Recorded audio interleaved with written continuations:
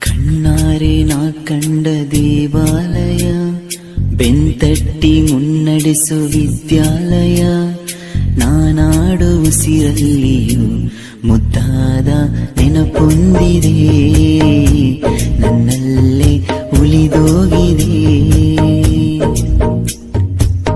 ಕಾಲ ಕಳೆದೋಗಿ ದಿನ ಉರುಳಿದೆ, ನೆನಪು ನಮ್ಮಲ್ಲೇ ಉಳಿದೋಗಿದೆ. ನನ್ನಾನೆಯ ಜ್ಞಾಪಕ ಎಂದೆಂದು ಮರೆಯಾಗದು, ನನ್ನಿಂದ ದೂರಾಗದು. ಕಣ್ಣಾರೆ ನಾ ಕಂಡ ದೇವಾಲಯ, ಬೆಂತಟ್ಟಿ ಮುನ್ನಡೆಸು ವಿದ್ಯಾಲಯ. ಶೈಕ್ಷಣಿಕ ವರ್ಷ ಇವತ್ತಿಂದ ಸ್ಟಾರ್ಟ್ ಆಗಿದೆ. ಅದಕ್ಕಾಗಿ ಶಾಲಾ ಪ್ರಾರಂಭೋತ್ಸವ ಕಾರ್ಯಕ್ರಮವನ್ನ ನಮ್ಮ ಶಾಲೆಯಲ್ಲಿ ಹಮ್ಮಿಕೊಂಡಿದ್ದೇವೆ. ಅದಕ್ಕಾಗಿ ತಾವೆಲ್ಲರೂ ಕೂಡ ಬಂದಿದ್ದೀರಿ. ಎಲ್ಲ ಮಕ್ಕಳು ಹಾಗೂ ಪಾಲಕರು, ಪೋಷಕರು ಮತ್ತು ನಮ್ಮ ಶಾಲಾ ಸಿಬ್ಬಂದಿಗಳು ಎಲ್ಲರೂ ಕೂಡ ಆಗಮಿಸಿದ್ದೀರಿ. ಈ ಕಾರ್ಯಕ್ರಮವನ್ನ ನಮ್ಮ ಶಾಲೆಯ ಮುಖ್ಯ ಗುರುಗಳಾದಂತಹ ಎನೆಗಸ್ತಿ ಮೇಡಮ್ ಅವರು ಈ ಕಾರ್ಯಕ್ರಮದ ಅಧ್ಯಕ್ಷತೆಯನ್ನು ವಹಿಸಿಕೊಳ್ಳಬೇಕು. ಹಾಗೆ ಉಳಿದ ಎಲ್ಲ ಶಾಲಾ ಶಿಕ್ಷಕರು ಈ ವೇದಿಕೆ ಮೇಲೆ ಆಸೀನರಾಗಬೇಕಂತೇಳಿ ತಮ್ಮಲ್ಲಿ ಕೇಳಿಕೊಳ್ಳುತ್ತಾ, ಈ ಕಾರ್ಯಕ್ರಮವನ್ನ ನಾವು ವಿದ್ಯಾದೇವತೆ ಆಗಿರ್ತಕ್ಕಂಥ ಶಾರದಾ ಮಾತೆಯ ಒಂದು ಫೋಟೋ ಕಾರ್ಯಕ್ರಮ, ಪೂಜಾ ಕಾರ್ಯಕ್ರಮವನ್ನ ಪೂಜೆ ಮಾಡುವುದರ ಮೂಲಕ ಈ ಕಾರ್ಯಕ್ರಮವನ್ನ ಪ್ರಾರಂಭ ಮಾಡ್ಬೇಕಂತ ಹೇಳಿ ತಮ್ಮೆಲ್ಲರನ್ನ ವೇದಿಕೆ ಮೇಲೆ ಹೆಸರಿರ್ತಕ್ಕಂಥ ತಮ್ಮೆಲ್ಲರನ್ನು ಕೇಳಿಕೊಳ್ಳುತ್ತಾ, ಈ ಫೋಟೋ ಕಾರ್ಯಕ್ರಮವನ್ನ ಪೂಜಾ ಕಾರ್ಯಕ್ರಮವನ್ನ ನೆರವೇರಿಸಿ ಕೊಡ್ಬೇಕಂತ ಹೇಳಿ ವಿನಂತಿ.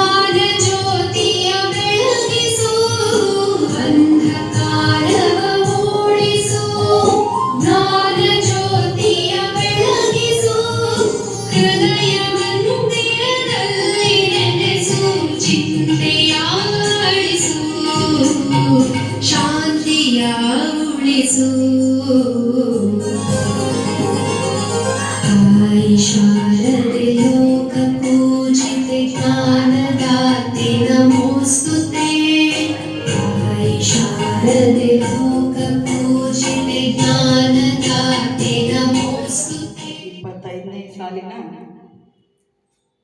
ಶಾಲಾ ಪ್ರಾರಂಭೋತ್ಸವ ಇವತ್ತು.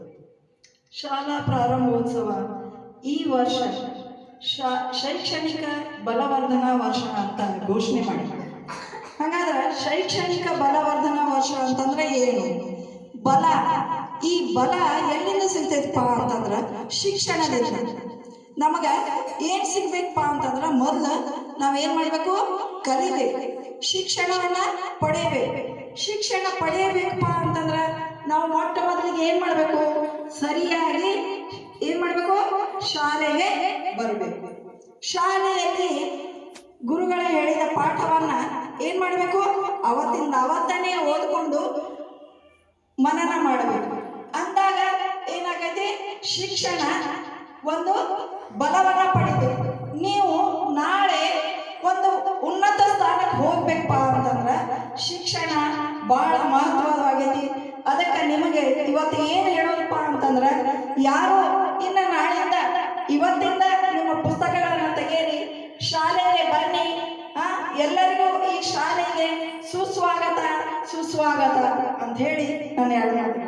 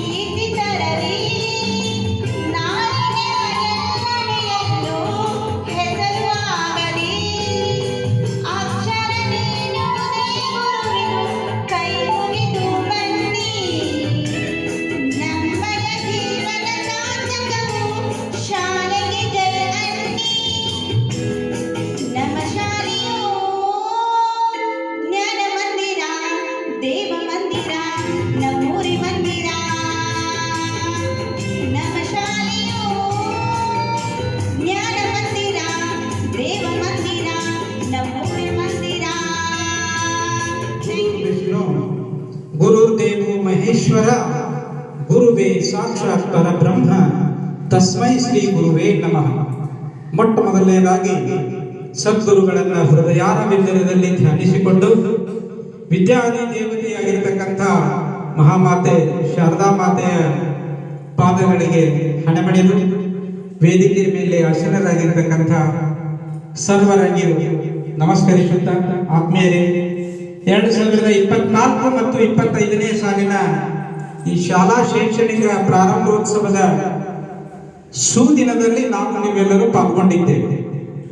ಇನ್ನು ಮುಂದೆ ಶೈಕ್ಷಣಿಕ ಚಟುವಟಿಕೆಗಳು ಇವತ್ತಿನಿಂದ ಪ್ರಾರಂಭವಾಗ್ತಾ ಇವೆ.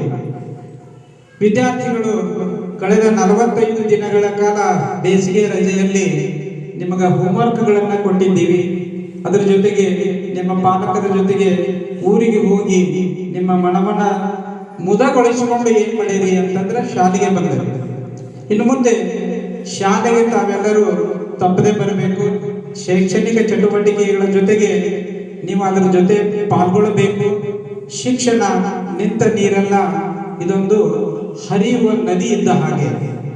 ಯಾವಾಗಲಿ ಶಿಕ್ಷಣದಲ್ಲಿ ಕ್ರಾಂತಿಕಾರಿಕ ಬದಲಾವಣೆಗಳು ಬರ್ತಾ ಇವೆ. 1ನೇತೆ ಇದ್ದವರು 2ನೇತೆಗೆ ಬರ್ತೀರಿ, 2ನೇತೆ ಇದ್ದವರು 3ನೇತೆಗೆ ಬರ್ತೀರಿ, ಈಗ ಪಾಸ್ ಹಾಕೋತಾ ಹೋಗ್ತೀರಿ. ಇದರ ಅರ್ಥ ಇಷ್ಟೇ, ನೀವು ಜಯದ ಮೆಟ್ಟಿಲುಗಳನ್ನ ಏನ್ ಮಾಡ್ತಾ ಇದ್ದೀರಿ ಅಂದ್ರೆ ಹತ್ತುತ್ತಾ ಇದ್ದೀವಿ ಅಂತ ಅದರ ಅರ್ಥ. ನಿಮಗೊಂದು ಗುರಿ ಇರಬೇಕು. ಯಾವಾಗಲೂ ಗುರಿ ಐತಿ, ನಿಮಗ ಗುರಿ ಐತಿ. ಏನ್ ಆಗ್ಬೇಕು ಅನ್ನೋದನ್ನ ಇವಾಗಲೇ ಗುರಿ ಇಟ್ಕೋಬೇಕು. ಆ ಗುರಿಯ ಕಡೆಗೆ ನಾವು ಏನ್ ಮಾಡ್ಕೋಬೇಕು ಅಂತಂದ್ರ ಪುಟ್ಟ ಪುಟ್ಟ ಹೆಜ್ಜೆಗಳನ್ನ ಇಟ್ಟ ದಿಟ್ಟತನದಿಂದ ನಾವು ಏನ್ ಮಾಡ್ಬೇಕು ಅಂತಂದ್ರ ಗುರಿಯನ್ನ ಮುಟ್ಟಲಿಕ್ಕೆ ಪ್ರಯತ್ನ ಮಾಡಬೇಕು. ಗುರಿ ಇರ್ಲಿಲ್ಲ ಅಂದ್ರೆ ಏನಾಗ್ತತಿ ಅಂತಂದ್ರ ಸೂತ್ರ ಹರಿದ ಗಾಳಿ ಪಟ್ಟದಂತೆ. ಗುರಿ ಇರ್ಲಿಲ್ಲ ಅಂದ್ರೆ ಅದಕ್ಕೆ ಪ್ರತಿಯೊಬ್ಬ ವಿದ್ಯಾರ್ಥಿಗೆ ಒಂದೊಂದು ಏನ್ ಬೇಕು ಅಂತಂದ್ರ ಗುರಿ ಬೇಕು.